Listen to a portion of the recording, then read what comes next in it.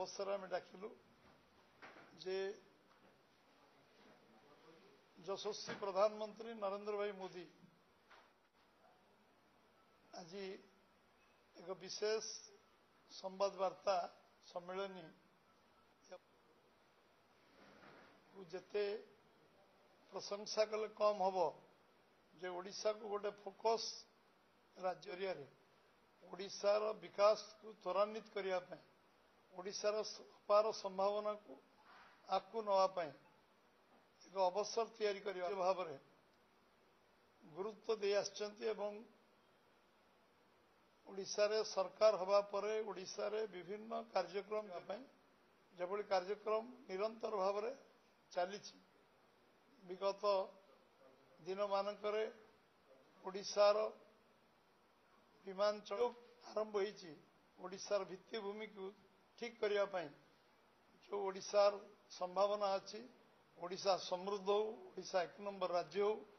ओडिशाचल airport को गुरुत्व दवा एयरपोर्ट नुआ तैयारी करवा एवं सड़क परिवहन तो आरंभ कर रेल रे पर्याप्त जो विनियोग आगू जाऊ एवं ये संभावना को जो भाव प्रधानमंत्री गुरुत्व दे तार ये 3 दिन धरी ओडिशा रे से रहिले ऐसी बैठक ये एवं परवर्ती अवस्था आम नौसेना दिवस पालन है आम महामहिम राष्ट्रपति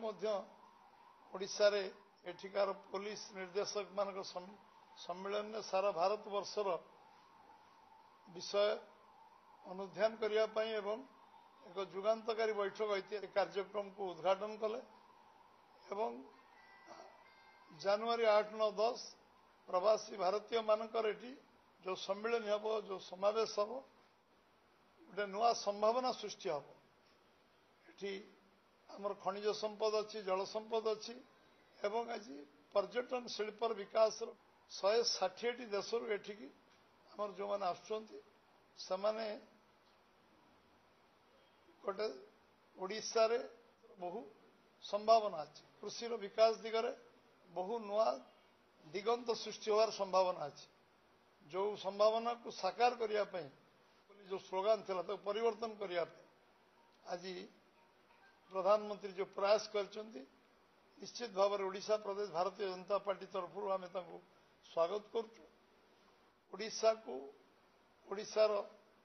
जनजीवन जो माने आज ओडिशा धनी ओडिशा लोक गरीब बोली जो 8, 9, 10 जो 160 देश